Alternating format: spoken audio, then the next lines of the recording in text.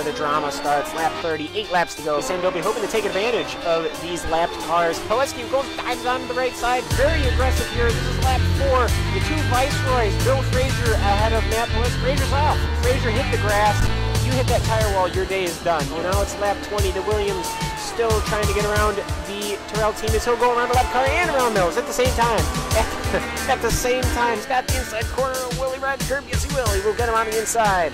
Vito Maria leading us all into Moss's corner. Look at the beauty as his right side will cook the grass a little. A 180, no, a 360. Oh. Who will yield going into this corner? It's really not meant for too wide as it will be Gernald. Gernald will yield. Lots of smoke picking up from that Williams car. He is pushing it to the absolute limit. 26 of 30 now. Only 4 laps to go. He's going to get the run coming out the final corner. He's going to pull up side by side with the leader. It's going to be a drag race to the finish. Who is going to get there first? It's going to be...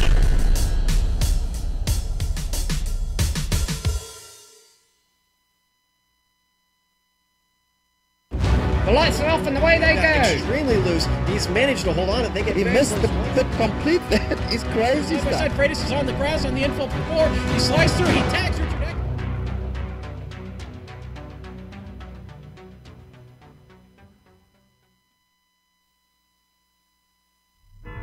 Three final frontiers.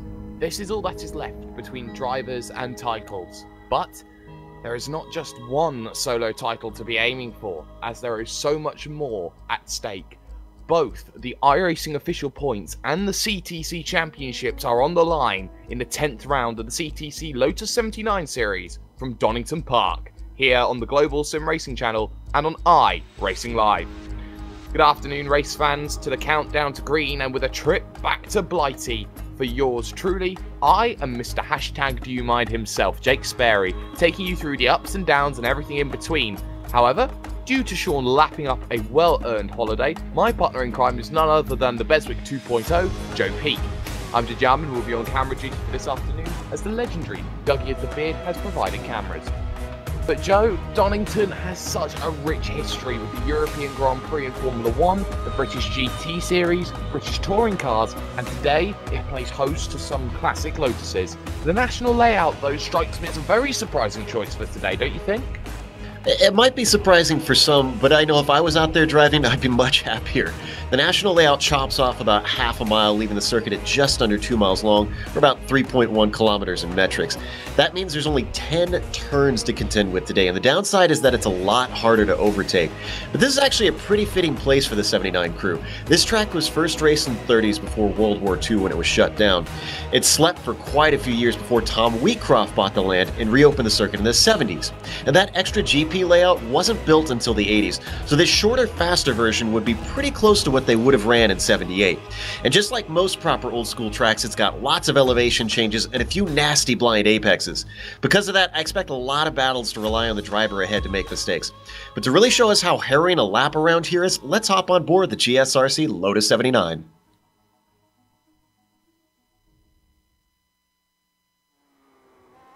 Alright, we've got Juha Norlampi in the GSRC Lotus 79, so let's do a lap around Donington.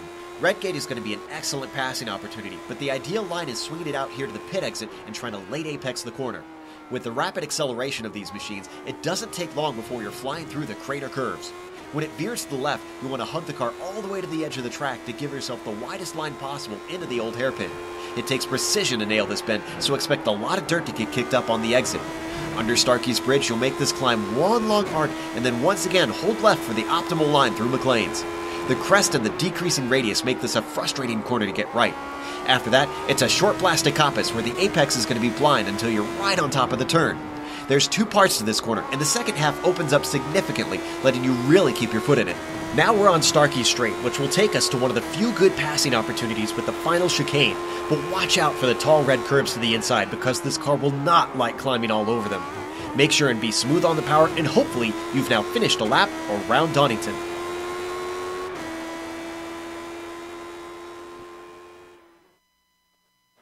And there you see a lap on board the GSRC Lotus 79. Now, let's look at just what this series entails for drivers today. It's rounds 10 out of 12. It's the last frontier for the team's championship. Drop points after this start to really come into play. But for this event, it's going to be already drop point central for the Drivers' Championship 4 for them all in play. 45 laps, or 44 laps, shall we say, worth of action here today, and that's going to be very, very crucial. A lot of laps, no stops for fuel either, which will make life very difficult for the drivers, continuously pounding lap after lap after lap down in on the circuit, with official iRacing points for the Drivers' Championship, making life a very difficult challenge. And with that, the Drivers' Championship up on your screen around about now, because Nuno Moreira's win last time out at Mosport closes the gap down to Juha Noralampi to 81 points. And in theory, he has 2 free races due to incidents earlier on in the season and the 4 drop weeks that are applied available. 81 points, though, by iRacing standards, Joe, could have drivers worried, especially with Gernot Friche in 5th position, Mr. Lotus 79, having missed the first 4 weeks and has all his drop weeks available. Yeah, it's going to be a steep hill to climb, and Juha's a very cool customer when he's on his game, so these guys are going to have a lot of work to do. They're going to have to be almost perfect in these final rounds if they want to try and pry this away from him. Yes, they certainly do. And the Team's Championship, he also has a clutch on. It's the last of the rounds before the drop weeks kick in for the Team's Championship. And still, as it has been for most of the season, Noralampi and QC Clapp in the Fittipaldi machines have sat as kings of the castle, looking down at all the dirty rascals. But the battle for position 3, though, Joe, sees 3 teams split by just 3 points. That would be Scuderia Ferrari, Albilad Williams, and also Equipe Renault. Everyone is fighting hard in this championship. Absolutely, and that's where I think the leaders need to watch out, because you kind of need to be aware of what your competitors are fighting for. If they're in an intense battle with someone, especially, as you said, in this fight for third, because that matters to these drivers, that can affect how much of a risk they're willing to take, and that needs to affect how much of a risk you're willing to take if you're a leader fighting for the Drivers' Championship. Exactly, as I just see Kairo Ricola come across the line and not improve 4 thousandths slower on his lap time. One of the only other drivers out on circuit right now is Mr. Lotus 79, Gernot Friche, but Joe, position 9, the 5th row in a field of 19. That's disaster at the moment. He needs probably at least 0.3 of a second. Yeah, this is do or die time for Frisch, so he's really got to be on it, and he's only got 1 more corner to do here with Goddard's, and this is very tricky with those high, tall curbs on the inside. He's got to be careful with those. He certainly does. Gernot Friche then rounding through the Goddard chicane, drive to the line. 57.1 is pole position with Nuno Moreira right now. It's 57.3. It's good. It's 2nd row, and that's crucial. He puts himself right in and around his rivals, the likes of Juha Noralampi, the championship leader, Kairo Ricola in 4th position in the championship. Nuno Moreira now 2nd, and Gerd Hofra, arguably his heir apparent, Joe, in 5th position out on circuit. Yeah, and that is the mark of a championship driver right there, is when every bit of pressure is piling on you and you know you have to perform, you just buckle down and you put in the results. Well, at least in qualifying, he's got to get the results in the race now, which is where the points really matter. And what we have neglected here in this race, or in this qualifying so far, has been that iRacing official championship battle that's going on. Sergio Macias, not part of the CTC championship, against Juha Noralampi. And for Sergio Macias, as I look at things around about now, has about 150 points to play with, especially with the drop weeks coming in. And that crucially means that you look at a driver like Juha Noralampi, he's got to start getting victories here, Joe. Yeah, and Juha, from what I've seen in past seasons, seems to come on at the start of the season incredibly strong, and then things kind of peter off for him at times. And I'm not sure if that's just fatigue getting to him and just the pressure of the season starting to build on him or what, but he's usually so much stronger at the start. And like I said, if he really is on his game, he can be hard to beat. So this is where he needs to really try and bring it back his way. Yes, he certainly does. The difference in the championship points is 144. Sergio Macias, 1,645. A nice, good number for Noralampi, 1,501. But nobody out on circuit. 2 laps in 8 minutes here at a circuit where lap times are under a minute. You expect those to fly by just like a breeze. This is how the grid will line up. And the man of the moment, Nuno Moreira, the number 6 machine on pole position, 57.188, just 9 thousandths of a second clear of Sergio Macias, all conquering in second position. Juha Noralampi will start from third, with Jerno Friche, Mr. Lotus 79, in fourth. Jed Hofera will start in fifth position, the heir apparent to the crown of Jerno Friche, with Kaio Ruakola fourth in the championship. Joining us for this race in sixth, with Nicola Kochi in seventh and Michel Vandenberg in eighth. The final vehicles inside the top 10 are Tobias Gerber, one of the two Gerber brothers, and Steve Bycroft. Kicking off row 6, you've got Joni Kajanen in 11th and Pablo Suarez next to him in 12th. Then in 13th, it's Fabian Gerber with Matt Wood. Starting in 14th, Timo Toika will be in the 15th position. P16 goes to John Stevens, Lear Hughes in 17th, Cedric Krolzik in 18th, and Thorsten Kahl will round out our 19-car field. Not as small as people would expect because we got a split today. We do have a split, so a lot of drivers feeling like they have an opportunity to perform at the circuit of Donington Park. This national layout promotes close racing, but I wonder how close it's going to be with the dirty air effect that is normally produced out of these Lotus 79s. 2 minutes then to get yourself gridded up, or you start from the dreaded place known as Pit Road. And what will be very important to understand is it's the inside line for the driver of Nuno Moreira. He will have the advantage to defend down into Redgate Corner, turn number 1, and the run down the Craner Curves towards the old hairpin. And this circuit steeps itself in a lot of history. It is narrow. There is no real runoff area that you have. It is a lot of grass. It's not a Herman Tilke design track. You do not have any opportunity to make mistakes at this circuit today. And with many different factors in the championship coming into play and all the main protagonists up towards the front of the field, I think it will be very much one that everyone will be looking at as a mark in the calendar of I have to start making inroads into that driver in position number 3, Juha Noralampi. He hasn't been prone to being vulnerable this season. He struggled against Sergio Macias as a driver. He struggled at the Nürburgring where he made 2 mistakes in the late stages, but we just wait now for the final driver of Gerd Hofera to get up onto the starting grid, and then we will get ourselves pretty much ready. There is Gerd Hofera in the Ferrari machine, ready, waiting. Engine notes rise. 44 laps at Donington Park. It's green and it's go. And they are underway. And Moreira gets a good start. They all get a good start. But it's Jerno Friche who gets the best of the lot on the outside in towards Redgate Corner, turn number 1. Moreira is fine through that. But Noralampi side by side as they come through Redgate, now through Hollywood and the Craner Curves. Moreira is free for the moment, but Macias will chase him every step of the way. And Joe, right now it's Noralampi who loses out on the start.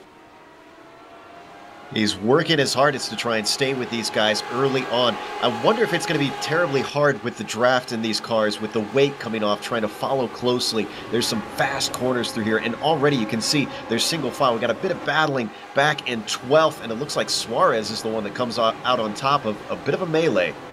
A bit of a melee there with Matt Wood, who's struggling, and behind that, a little look there from the driver of Timo Toika as he tried to get through on Lear Hughes, the Welshman. That didn't quite work. Fabian Gerber, though, just in front of that. Battle with Pablo Lumbueras. Lumbueras goes defensive into the Goddard chicane. Around the outside tries Fabian Gerber. He's pinched on the exit. Won't be able to get this run. Here comes Matt Wood. He may try and thread the needle. There wasn't enough gap to make that happen, though, Joe. Oh, he's thinking about it. He thinks better of it, thankfully. This is very early to try 3 wide down into Redgate. And look at Gerber going around the outside, finding the grip. He's coming back at him, though. He is, because he ran a little bit wide on the exit, couldn't apply the power down as much as he wants, down the Craner Curves into the old hairpin, which is not looking like a hairpin at all, but well done, Pablo Lumbueras, to hold that position. Now Matt Wood will want to take a piece of the pie, but the pie ain't there, so he'll have to go and look for a different pie to try and take out of. At the front, though, Jerno Friche then, needing to score points, has Sergio Macias of second position just to chase on, Joe. Yeah, he's already gapping him, and this is going to be crucial for Nuno because he's going to run into traffic very quickly. It's such a short lap around here that drivers are going to be dealing with it constantly in a couple laps. They certainly will, and hopefully there won't be too much traffic with a 19-vehicle field. They'll all try and get through. Oh. Suarez running into issues, and a big off, and he's up on his roll hoop there. That's at Goddard's, and that is, though, actually, that's Lear Hughes on the side. So it was 2 vehicles going off. Suarez turns, and, well, Clear Hughes nowhere to go in that situation, Joe. Yeah, that was kicked off by Suarez going side by side with Fabian Gerber down into Goddard's. Oh, there's more issues. Oh. Sorry, that's Kochi and Michel Vandenberg at the old hairpin having a massive bit of contact between the pair of them. And here's the replay that we're going to try and get. So they go side by side, Joe. Sorry to cut you off like that whilst you're going through your explanation. We'll get back to it. But it's 2 into 1 through the Craner curves, and that is a nightmare for Vandenberg. Yeah, I wonder if just with the high speeds and you're putting a lot of angle into the wheel there, that slight tip is what sent him around. It doesn't take much because these cars are really on edge at a number of points. Yes, they certainly are, but of course with more drivers going out of the event, it means less drivers to be lapped, and it means that there are less positions to be fought for at the front of the field. Battle, though, still. Steve Bycroft versus Tobias Gerber. This one, P8, P9. Out on circuit as they round themselves through Redgate on lap 4 out of 44. So we're 1/11th distance scored in this event at this early stage right now. And Tobias Gerber using Joni Kaisunen just in front as a bit of a breakaway, a bit of a safety board. Yeah, right now you see a lot of drivers making a little bit of antsy mistakes. I think the fact that it's so hard to pass around here is kind of pushing people into situations that they wouldn't normally put themselves in. And you're seeing some bad decisions out of that. Already we've got a few drivers that have paid the price. We certainly have, and those drivers are Michel Vandenberg and Clear Hughes, and you've also got Pablo Lambueras off by 9 seconds at the back of the field to Cedric Krolschick. But it's Nuno Moreira not able to break away. The train is behind him. Mashias, Friche, Nora Lampi, Ruakola. Hoferer, though, is the driver being dropped in 6th position. And Hoferer needs to score points because he's not used really any of his drop weeks. He can't gain any more to the driver of Nora Lampi unless he scores some really high points paying positions. This could be a situation where it's just a terrible timing for this track for Hoferer, because right now he doesn't look to be on the pace. And like you said, it's a critical moment in the points championship. So if he lets this one go, then he could be ruining what the track selection was for this season. He certainly will be. And of course, next week it's Spa-Francorchamps, which will be a classic. Very different to this circuit that we have here today of Donington Park. But what I'm noticing now is that Juha Noralampi is maybe playing the Alain Prost game at the moment here, Joe, because he's dropping back a little bit, falling into the clutches of Ruakola, and I'm not sure he's going to be able to get back to Jono Friche unless he starts harassing the back of Sergio Mashias. Noralampi, I think, is very content just to have the CTC lead, and John Stevens running into issues. Ooh, some big issues. That car is crabbing hard, and that is out of Goddard's. We'll see on the replay here, it looks like coming off, this is a typical problem for this car. The slow corners just does not like them, doesn't have a lot of grip when you're not going fast, and around it goes. Around it goes, just too tentative to get on the power. John Stevens becomes the 3rd casualty here this afternoon. We are down to 16 then, here at the circuit of what is Donington Park. Matt Wood under pressure from Fabian Gerber, the battle going on. P10, P11, the final spot inside that top 10. Very crucial points at stake, especially for Matt Wood, part of the ATS team, because he's looking to desperately get inside that top 5 with his teammate, Joe. Yeah, everybody wants to be on the points graphic for GSRC, right? Oh, yes, they do. And there was a big wiggle from Fabian Gerber as they headed out to Goddard's. Little look just in front of them as well. Bycroft thinking about brother Tobias in towards turn number 1. And, well, right now, it's not going to be the case if I can make a move just yet. It's a waiting game for Bycroft, as he has waited for pretty much the entirety of these 7 laps so far. He's definitely not going to do it into the old hairpin. It's very tough. It's so little braking into there and incredibly fast. Up here, maybe if you're brave into McLean's, I certainly wouldn't want to try it. I think it'd be better to try and get a run off of here and get it up into Coppice, but he's not close enough right now. And use Coppice into Goddard. You're constantly setting up lap after lap after lap. You're hoping to find something that just breaks you out of the status quo, and that's what I think a lot of drivers are going to be hoping for right now. And you talk about drivers who have made progress in this event. Thorsten Kahl is just in front of Teemu Toika, and Kahl is +6 for today. He's the biggest mover inside your field, Joe.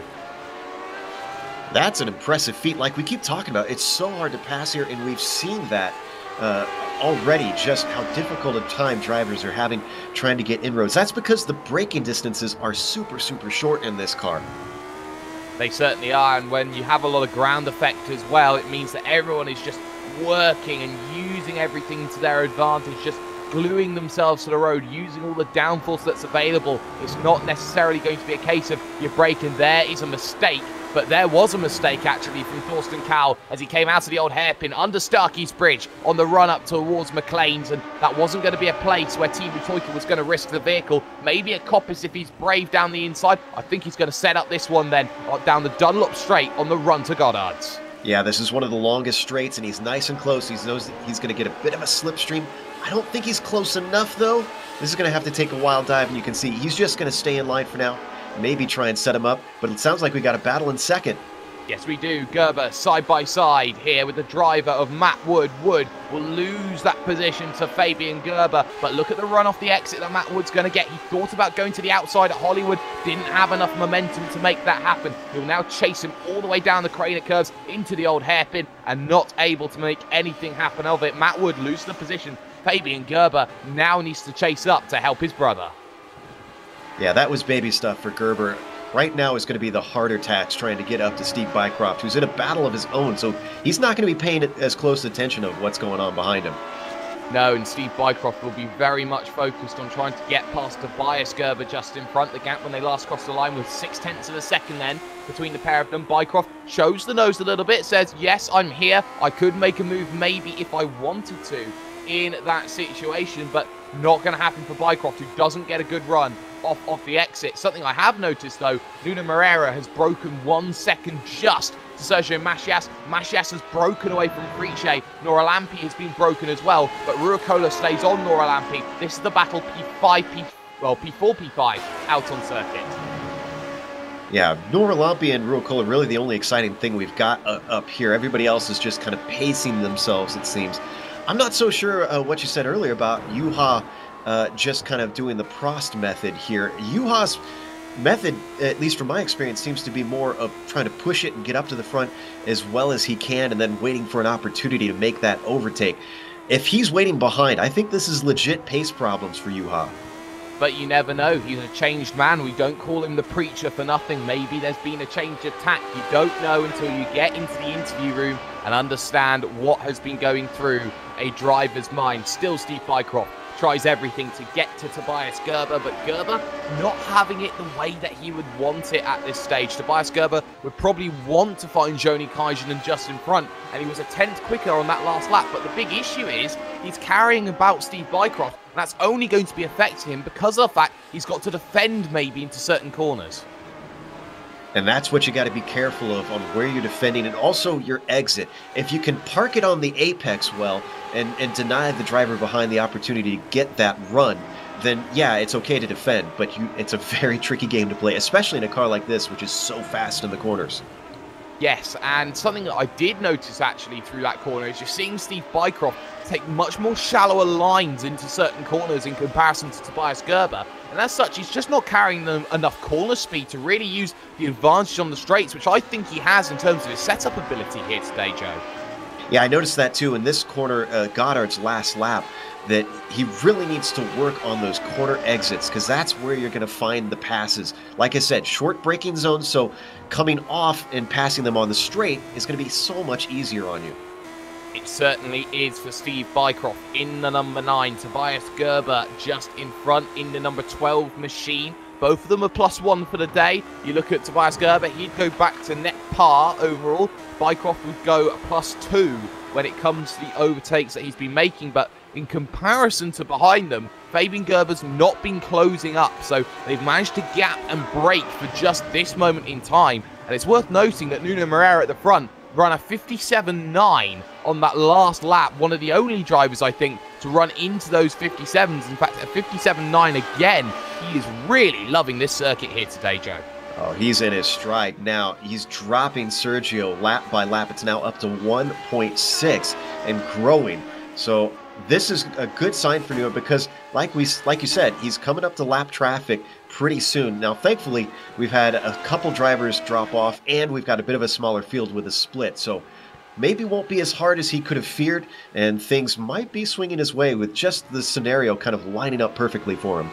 It certainly is, and he'll be hoping to make that happen further down in the field. Timu Toika has got through it on Thorsten Kahl a couple of laps ago, so Thorsten Kahl now trying to stay on the back of Toika just in front of him. But still, though, eyes on Bycroft, because Bycroft now closer than he's probably ever been through Coppice right now, trying to just force the mistake out of Tobias Gerber. Gerber gets a good run there through Coppice, especially through the mid part of the apex there, which means that Bycroft isn't really going to have an ability to chase. And in fact, you have to say both of them have been chasing down the driver of Joni Kaisunen over the last lap or so. Kaisunen now brings himself into the play. And Kainen is looking really slow. I'm not sure if maybe he's got a little bit of damage. And a little bit wide for Tobias. That gives an opportunity to Steve, and he's not able to capitalize. No, he had a chance, but the chance went a-wasting. He's seen what drivers have done earlier on. Doesn't want to throw this race away. Little look again into the old hairpin. Not a place you normally make a move. Didn't quite happen. Nora Lampi, though, Kaira Rucola behind him was the closest he's ever been, 0.2 of a second when they last crossed the line. But Rucola, again, struggling with the dirty air effect in that machine, and as such, dropping back in comparison to Juha in front. And on screen during that battle, we saw Matt Wood heading into the pits with a smoking engine. He blew it right before the pit entry coming down into Goddard's. So his day is essentially over because you just don't have enough time to repair one and get back out there. Well, he's done a kaboom, and I'm pretty sure that no driver likes doing a kaboom. Cedric Krolschick is also out of the event as well. We are down to 14 left. So attrition factor, already a big problem. We've lost a quarter of the field in the opening 15 laps of this event. That's 1/3 distance, Joe. Yeah, that's a little bit more than I thought that we would see because, like you said, even though it is tough and you don't have the paved runoff, the grass usually leads a long way out to the most of the walls around here. So it takes a hard effort to try and hit something. It does take a lot of effort at times, but when you don't have that same stopping distance, although those walls are very far away, the grass sort of counteracts that measure, wouldn't you say, Joe? It depends on how you go off, I'd have to say. Sometimes if you can get it with a slow spin, you're safe. But yeah, if you spear off, no, you're not stopping in these cars. And look at Fabian Gerber, the second of the Gerbers, because now caught up to the rear of Steve Bycroft and brother Tobias in front in the 12. So the pair of them will be wanting to work together. I believe they're teammates, so they'll be working together to gain points for the championship overall. Into the right-hander they come along with Redgate, turn number 1 on lap 16 of their event right now. And what has to be said is that Bycroft's in a little bit of a sandwich here as he heads to the old hairpin, and now he's got to play the most difficult game, defending while being aggressive and attacking. Yeah, a Gerber sandwich is incredibly unappetizing to Bycroft, but he's got to work with what he's got. And at this point, I think if I was him, I would focus way more on trying to get past the car ahead than what's behind, because they'll be more likely to get me out of the situation. It is, and it is going to help him just trying to be aggressive, trying to get to Tobias Gerber. The more you start defending, the more you're going to lose that driver in front of you on the brakes into the Goddard chicane. No moves then from all of the drivers. Big slide, power slide from the driver of Steve Bycroft coming off of the exit then, and he's slow. That's a slow down penalty. He'll drop the position then to the driver of Fabian Gerber, and that is a disastrous moment for Steve Bycroft. That surprised me. I'm trying to figure out where exactly he got that cut course, because he went through that Goddard chicane perfectly fine. Highly unusual. It must have been all the way back at Coppice that he got that cut course for him to slow like that. Yeah, it's a very difficult corner when you have Coppice, because it is a blind apex right-hander, and if you're too aggressive and you do it in the wrong place, you start to struggle. It may have just been the case that he just missed a gear or missed a shift or something there, Joe, and just had no power to go down the straight. Oh, that's a good point, and it's easy to do in these old cars. But right now, that sets us up with an interesting situation of Gerber versus Gerber now. It is. The Gerbers will be going at it together. Rucola now applying the pressure on Nora Lampi into Redgate corner. Not going to happen on lap 18 of 44. So Nora Lampi now feeling the effects of a Finnish compatriot in Kaie Rucola. Ever the stalwart, always there, always somewhere close to the championship. And there's a little bit of a wide trek there from Nora Lampe. He gets away with it, but you can't afford to do that too often, especially with the differentiation in speeds between the tyres. Yeah, the good thing about that is that in this car, there is so much downforce on some of those faster corners. You can dip wheels off into the dirt and it won't lose out on you. It's when you're trying to get back onto the power and the car is just slightly off that it'll lose you out because it'll send you in a spin that you just can't catch. Exactly, and you can't afford to be just trying to dice with death too often in this event. So what could be a big issue around this circuit today is the 17-point instant limit today here, Joe. If drivers are going to continuously just track off wide a little bit, especially over 44 laps, there's more chance that drivers are going to run into issues later on in this event. Yeah, and there's a couple places where it's super easy, like I said, to just get a little greedy and dip those wheels off right here through the old hairpin. Is definitely one of those. You can get away with that time after time. Honestly, the other thing I worry about is if you get off into the grass or you clatter over any of the taller curbs, you can't damage the under tray of this car. It's so crucial to the aerodynamics and the grip. That is going to hurt you significantly if you damage the underside. Ground effect is very important in these sorts of vehicles. Another battle on circuit. Team Toika is a man on a mission right now. He's found Nicola Kochi just in front of him, thinking about making that move into the right-hander. I think the pair are teammates out on circuit. So Toika and Kochi, no misdemeanors between the two, please, as they now head into the right-hander there of Coppice Corner. And Kochi looking very squirrely as he gets back onto the power. I don't think his vehicle's very settled here today. Yeah, and some of it could be, we're almost halfway through this race. One thing I think a lot of iRacing drivers might not realize if they've never driven this car is that it is physical. The force feedback is one of the highest of cars that you'll drive on iRacing. So unless you tune that down specifically for this car, these guys actually do get a bit tired towards the end.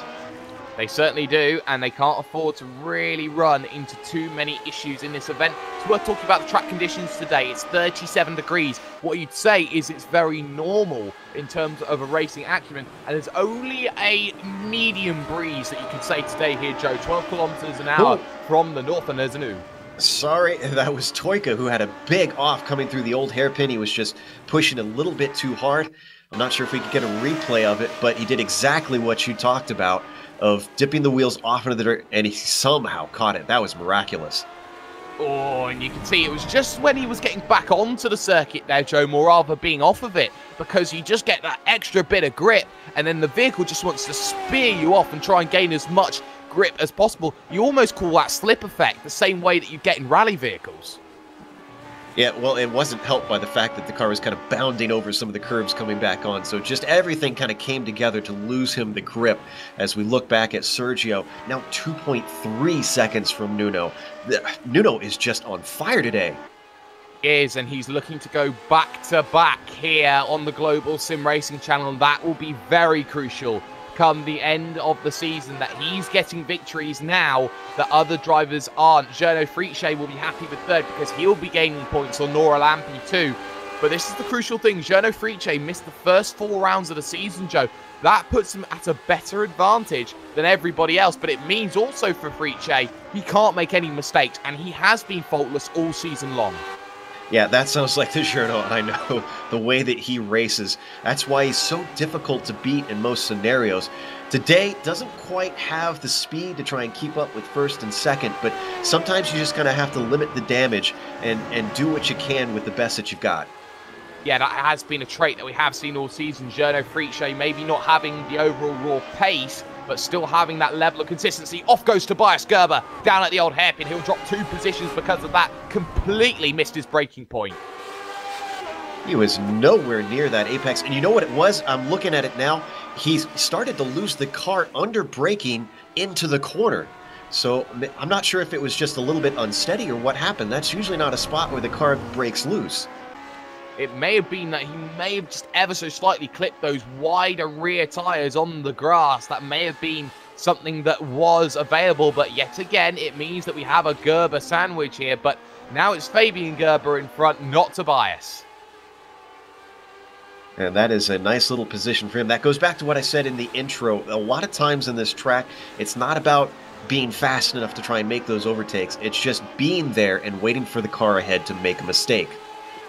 It is always that way from time to time. Half distance then. We'll score it already complete. Nuno Moreira leads in the 6 machine, 1.8 over Sergio Macias, trying to close the gap down behind. Jono Friche is on the final step of the podium. Nora Lampi and Ruakolo have been battling all day long, 4th and 5th.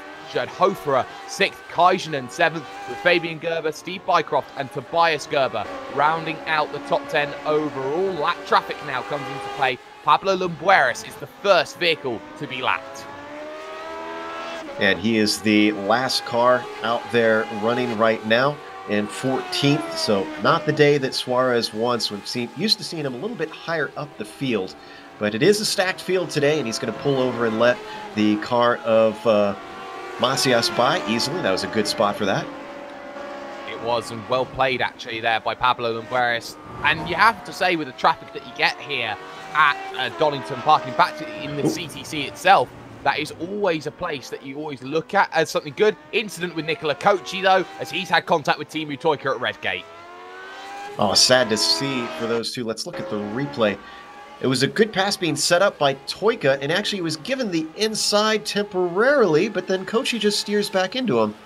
And in front of all of that, actually, Nora Lampi has been overtaken by Kaira Ruakolo. If we can get a replay of that one on screen. I didn't get a chance to see it, but that was a mistake from Juha Nora Lampi through Redgate as well just before that.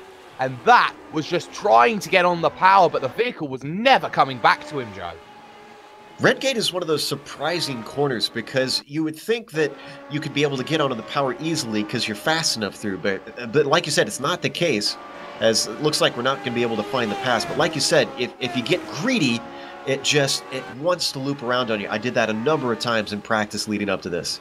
Nicola Kochi is now classed as out of the event, so he'll be another casualty here at the circuit of Donington Park. They keep dropping lap on lap, lap 25 of 44, not long left. But now this is the issue for Nora Lampi. He's dropping positions. Sure, he's not going to be under any problems right now from Gerd Hoferer, but he can't afford to drop any more positions than this. There are crucial points going away, and I put it at about maybe 40 points, maybe even more, to Moreira he's losing at this stage.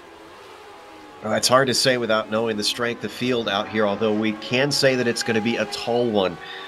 So, yeah, every position is just going to be critical here for Juha, and he's got to get it together and start making inroads. And he's running out of laps to do it, only 19 left.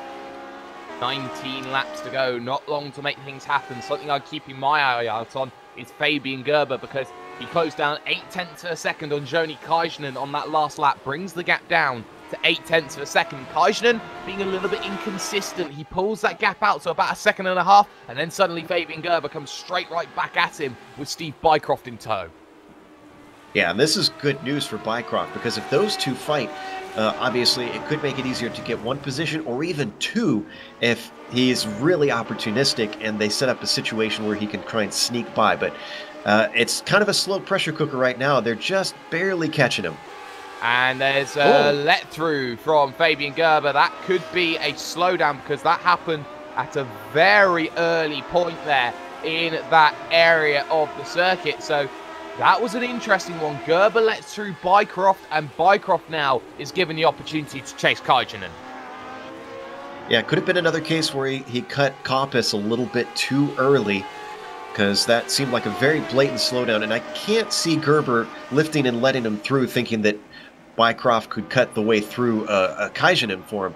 If I was Gerber, I'd try to pass him myself instead of trying to let Bycroft do it first, because now Bycroft could potentially, try and kind of dance away from him if he gets him first and quick.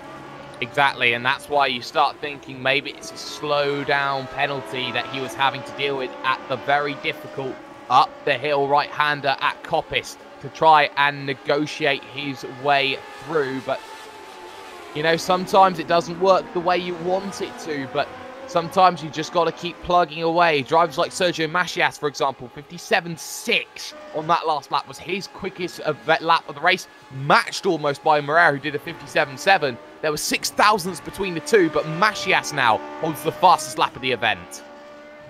Ooh, he's responded. Sergio knows what has to happen if he wants to win this race. And the good news for him is he's still got him within sight. We can see as we ride on board. And that visual, that psychological boost that can give you is so important in racing. It certainly is, and it was a little bit twitchy off the exit as well for Nuno Moreira. What's his lap time this time? Only a 58 flat, and that's another 2/10 that Sergio Macias will take off him. 1.7 now the gap between the pair of them as they cross the line, and the laps will tick away. The moment it comes to 1 second, there's the moment. Down to the inside, tries Steve Bycroft behind though, not going to happen.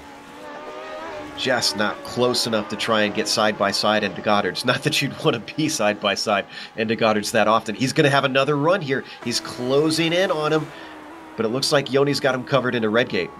And this is the issue with Donington Park. It doesn't have a necessarily long straight that a lot of the modern circuits seem to have, shall we say here, Joe. And that only means that you've got to be absolutely inch to perfection through the corners. And Steve's trying that, but he goes a little bit too wide through the old hairpin. Gets away with it, but you can see the time that it lost him. Like you said, having to be right underneath that gearbox.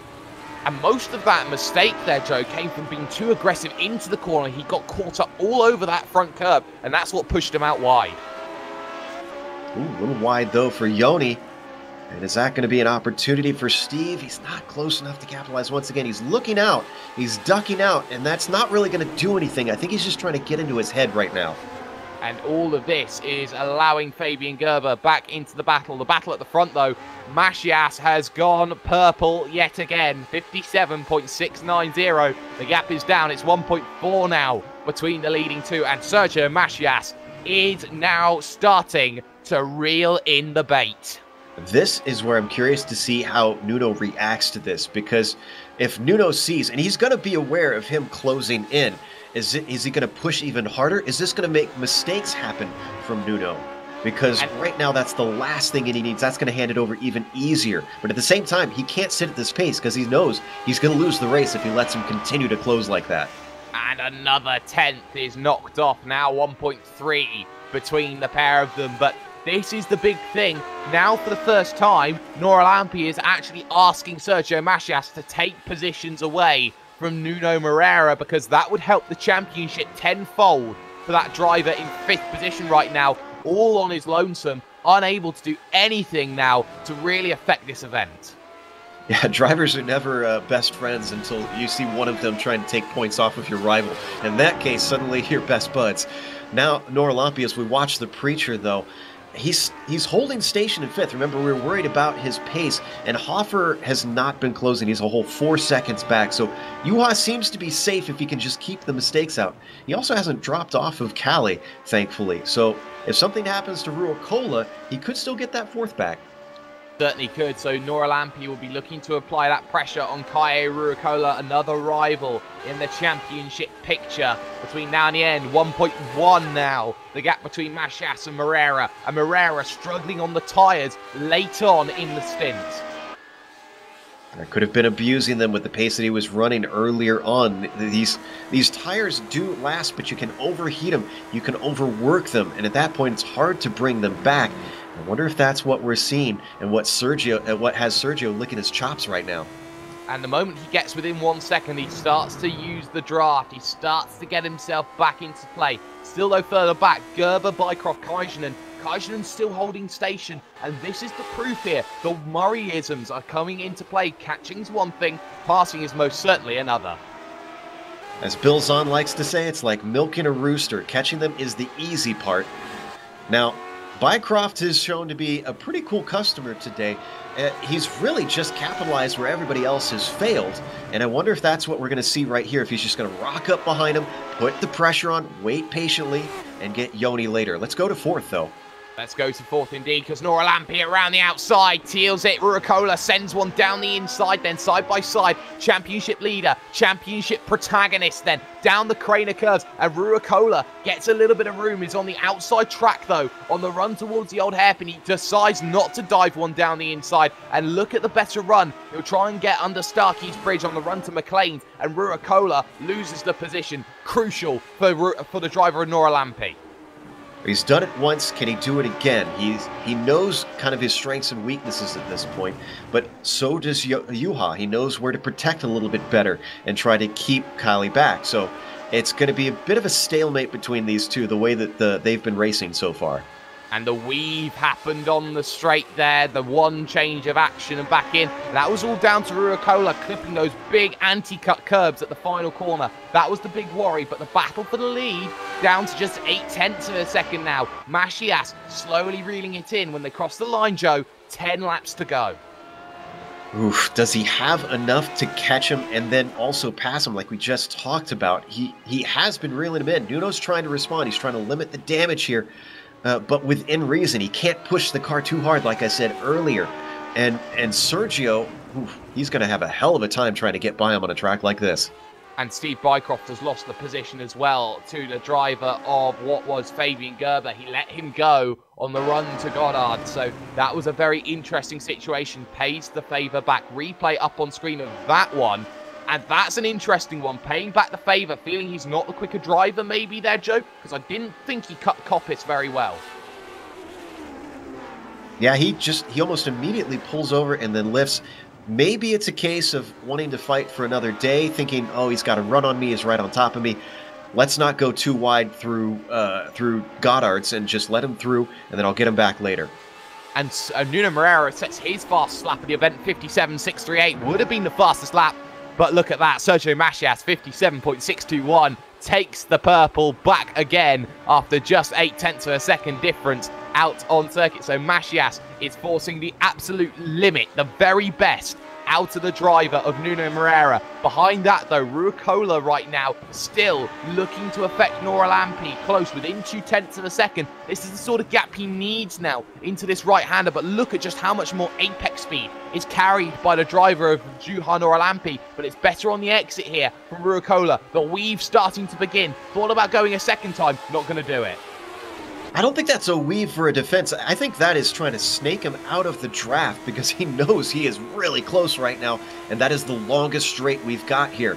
So he has to do everything to try and deny him any little inch that he can get in these cars. And fastest lap, Nuno Moreira, 57.606, just emphatically said, I'm going to pull that gap back out to almost 1 second on circuit. This is fantastic between the two Club Iberian drivers and the two Club Finland drivers right now, battling for first and second, fourth and fifth out on circuit. Eyes, though, on Kajanen because there's Pablo Lumbueras, lap traffic on the run down to the old hairpin. Fabian Gerber may have a shot here, Joe.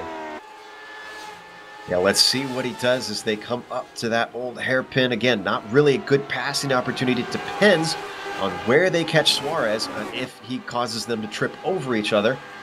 Keone's approaching, coming up to McLean's. He's not going to have to worry about him now. Now, this would be an ideal time for Suarez to pull over, but he does not. Does not. That's very crucial. So he'll pull over at the next given opportunity then as Kajanen is closed up to about 0.1 of a second here. Fabian Gerber now losing everything else, moves down to the inside, has a chance to make the move on the brakes and just about manages it. Beautifully done. Bycroft now will have a second chance. Not going to happen on the exit. It's all wrong there for Kajanen, and through goes Gerber. Just thrown off of his line. He let it swing a little bit too wide, and you could see there's no grip out where the dirt is. So it was an easy pickings for Steve Bycroft. Now he can look ahead for Gerber. And the fastest lap of the race went to Sergio Machias last time by 57.600. Now right on the coattails of Nuno Moreira now as they cross the line. Just 7 laps to go in the event, and he has been caught. Now he's got to be overtaken. It was a poor lap from Moreira as they had to deal with the traffic of Thorsten Cowell. Only a 58.2 that last time by to the 57.8 of Sergio Machias. 0.3 of a second, and now Moreira having to work with the dynamics of the vehicle to keep the driver of the number 2 behind. Sergio knows what he's got to do now, and he knows that he's not got a lot of time to do it.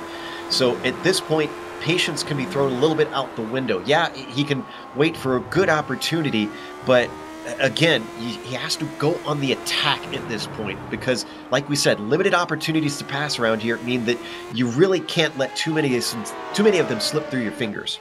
No, you can't here, and they have to know that Teemu Toika will not be any help in front of them because that's only about a second a lap. They're closing, and they're running out of laps to make that happen. So now Moreira just needs to run for the border, as it were. Just get himself home. 6 laps to go on lap 39 of 44, and it's still matching lap time for lap time. They were dead equal to the 1,000th of a second. These are two titans matched yin and yang. And Sergio's looking super strong on the brakes, which is really encouraging for him because he knows if he gets close enough, he can outbrake him. And that's the sort of things that drivers of this echelon are paying attention to, those little details around the lap. Where am I stronger than him? Where can I get him? What can I use to my advantage?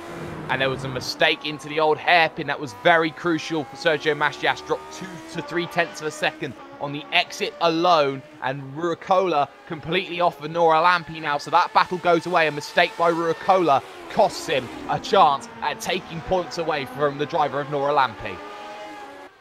He's still got a few more laps to do it, and he's going to try and recover. This is a game of inches, as you like to say, where, you know, just the tiniest little mistakes will cost you a tenth, a half a tenth, and that's going to be so important down the line. It certainly is. 5 to go here at Donington Park. Macias versus Moreira. Here, the battle between the two M's, the two Iberians, the two drivers who are getting it perfect every single time they head out onto circuit. So now you feel Sergio Macias just needs to get the magic moment, just needs to find that one little light of dynamite, that one stick that just propels him through on Moreira. He may have to do it on the final lap, but there is not much opportunity, and in fact I'd say he's falling back right now, and there was a little bit of a move from Sergio Macias to the inside to break the toe. Yeah, you know what I think Sergio is experiencing now is that he got so close to that wake. You can only do that for so long because the tires are working even harder. He burned them off a little bit, so he's got to kind of back off, regroup, and go back at him again. Yes, he does, and the engine as well will be heating up too. They have to be careful about that as well when they negotiate it at the later stage of this one. In comparison to the battle further down for P7, P8, Steve Bycroft has just broken away from Fabian Gerber. Not much that Gerber could have done that situation in the 11, and that was good from Bycroft. P7 right now, +3. I think he'll be happy with that day, Joe. Yeah, this is one of the drives of the race for me is Steve Bycroft because I haven't seen him hardly put a foot wrong anywhere, and yet you see it. He's gone up 3 positions. It's just, he knows how to race this track in this car.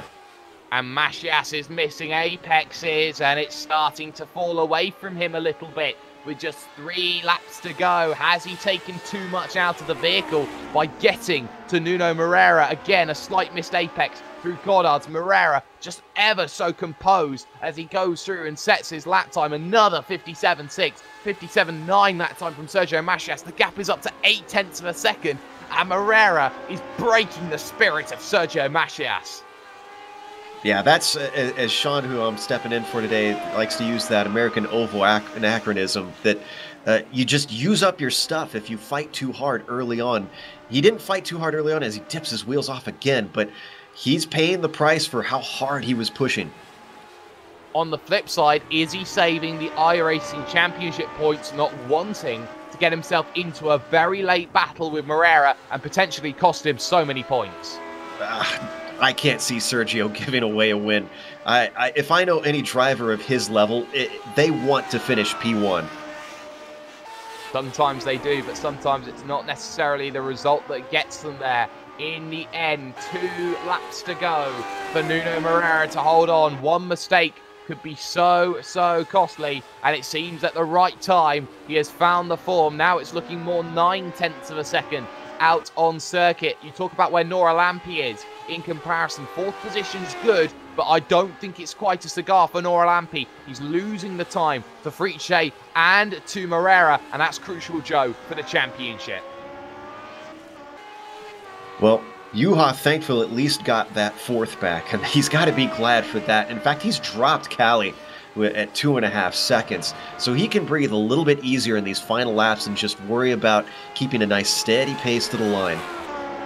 Certainly has to. We've had 5 retirements in fact more than that. We've had 6 retirements in its event. 2 vehicles, 1 lap down, but that won't be the mattering point. The white flag will be out. It's one final revolution of 3.15 kilometers at Donington Park, and Sergio Macias has the gap at 0.8 of a second, and we haven't seen it happen. A slight missed apex though from Nuno Moreira. Is the pressure going to bite him right at the death? Is he going to steal defeat from the jaws of victory? That's the question that's being asked. On the brakes, old hairpin right-hander, inch to perfection from Nuno Moreira, and he's only got a few corners to get right. One of them is this one. McLean's the small kink left, uphill into the right-hander, and there's no real worries right now from Nuno Moreira. He can afford to slow down a little bit on this lap, but not too much. Into Coppice corner, and he is perfect. And with just Goddard's to go, you feel Moreira has got himself the border in sight.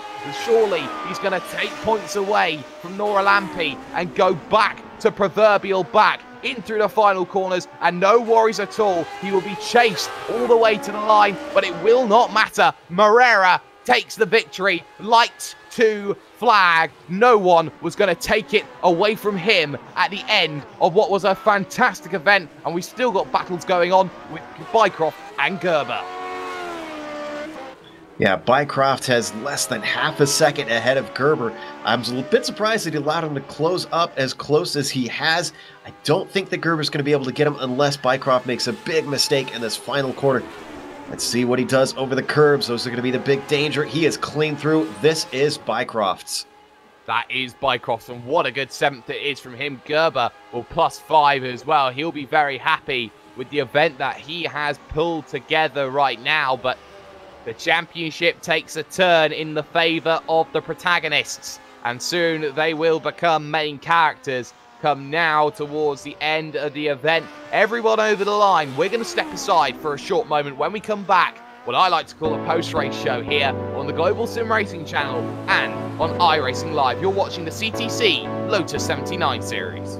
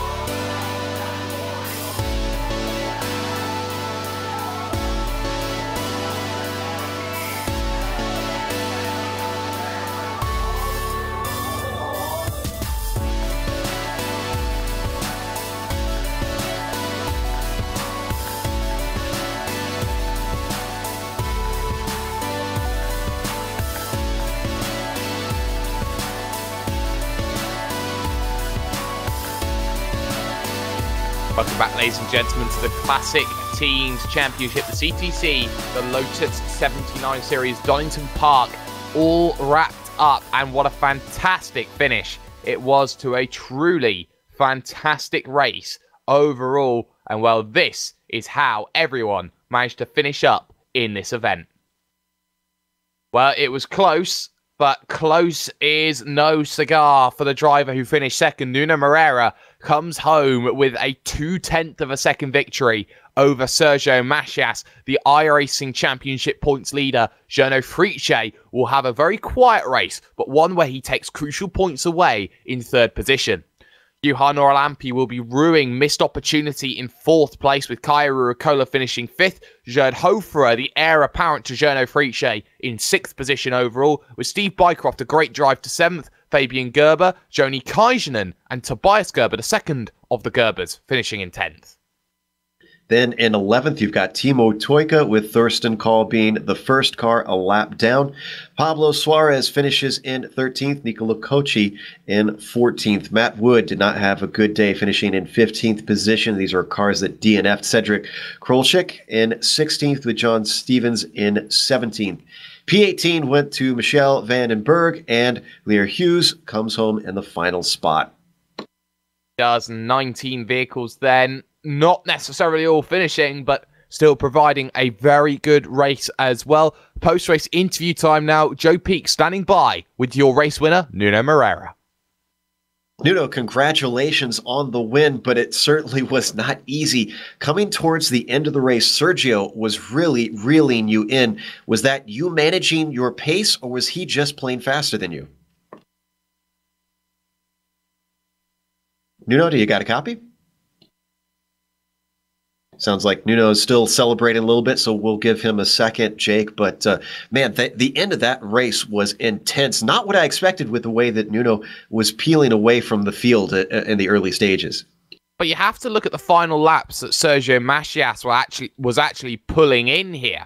And it wasn't a case that he wasn't slow at all, because, yes, he did drop off his pace a bit and gain that 0.8 second gap. But lap 43, he did a 57.5, fastest lap of the event. That's how much it meant to Sergio Macias to try and close down that gap. It didn't happen, Joe, but you have to say it was a great titanic scrap between the pair.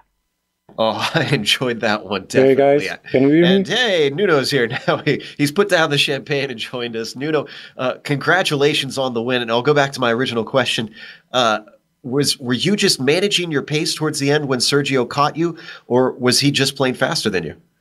I guess it was a bit of both, but Sergio was really fast today. So my focus was on not losing the race, as I wanted to win, and I was in P1. I know it's not easy to overtake at this circuit, but Sergio just outshined me in terms of raw speed. Yeah, wonderful. I couldn't expect him to close the gap, but he did. It was a very fierce race until the end, but all in all, there was no real chance to overtake, and that's what I was covering. So, very well raced from Sergio and all the others, and congratulations to him for a great battle. Now, the great news for you is that this is a split field, so that means they're a little bit higher strength of field and potentially more points in the Drivers' Championship, with you coming in 81 points back and Juha finishing in fourth. Are you feeling like it's a little bit more feasible to overtake him for the Drivers' Championship? I really don't know. I'm not too focused on that, as from one week to another, I have like this week, I only practice it until Tuesday, so Monday, Tuesday. So it was kind of a good news to get in to Sunday and be so competitive. But one never know. But let's see at the end and just sum the points, and whoever wins, I'm sure it will be a deserving winner. So that's what counts, isn't it? Yes, it in the end, as long as everybody's enjoying themselves, I mean, that's really the final point of iRacing, is everybody to get to enjoy the thrill of racing at less of the cost and less of the bodily harm. Now, you say that you're not paying attention to that, but you're a regular in the series. You always come back. if you were trying to encourage someone to come into the Lotus 79 and give it a try and help grow this series, what are the big selling points you would give them about what's so great about running in the CTC? Hey, I can answer that very, very well. I've been here since 2011, so it's 6 years, going 7, and hopefully it will be a bit more. I don't know when I get tired of this, but until now, it's really an enjoyable experience. And I think the first point is the community. There's a few communities like this in our racing, but we are at the top in terms of, and maybe not in terms of raw speed, but I'm sure that in terms of helping people out and trying to share the setups and trying to explain how the car works to newcomers so they don't feel discouraged, which is perfectly understandable. You get here and you do a couple of laps and you are 4, 5, 6, sometimes more seconds below the top guys. That's because these guys have 5 years in the car, so it's impossible to bridge that gap in a few laps. So this is a car that takes some patience, takes a lot of dedication.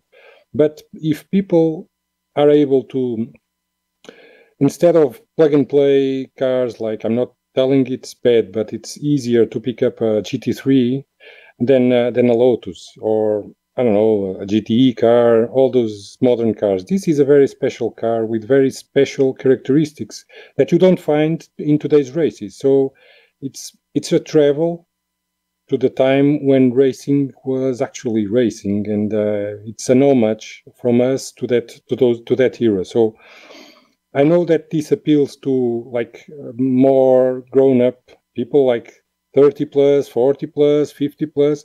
True, but for a 20, 30 years guy, hey, you must try the car. You must try and explore and take the juice that he has to offer you. And I absolutely guarantee that, except from the Nissan, there's no other car here in the service that can be so rewarding to the driver.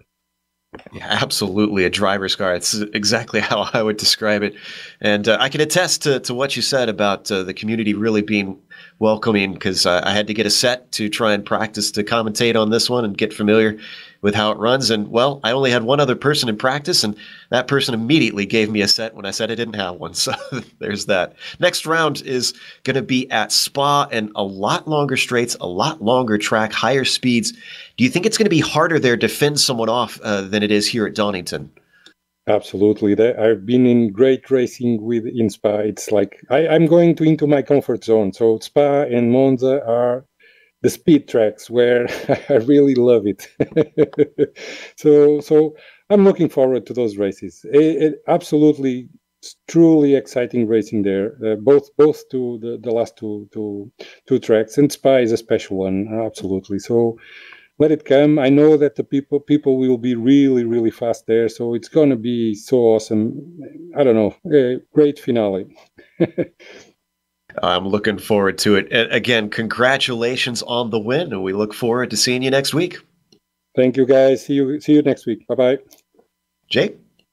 Yeah, Nuno Moreira there joining us. A fantastic race winner overall. But in terms of this race, that's probably all that we are going to have time for here today on the Global Sim Racing channel. So what we have to say is we have to offer our thanks to all the drivers and teams here of the Classic Teams Championship for their stunning battles and their decision to fly GSRC. And of course, a big thank you to all of you who have been watching over this broadcast here this afternoon. Thanks also have to go out to the companies, equipment and software that have been involved or affiliated with this afternoon's broadcast. And of course, we'd also like to thank Eric Ekholm and Casey Lalonde for the music that you have heard this afternoon. Details on how to contact them are on screen right now. And speaking of contacts, if you are wishing to have your series broadcast, or you just want to find out when the next dose of sim racing action or otherwise is live, pop over to globalsimracingchannel.com or check us up on social media with the Twitter handle @GSR or catch us up on Facebook as the Global Sim Racing Channel. 2 rounds to go though, and in true classic fashion, Spa-Francorchamps comes into view as one of the racing pinnacles in motorsport. But as always, that has been Joe Peak, that has been Amjad Yamin, and that has been the man who some say once got arrested in London for stealing Nigel Mansell's moustache. That is Dougie Beard.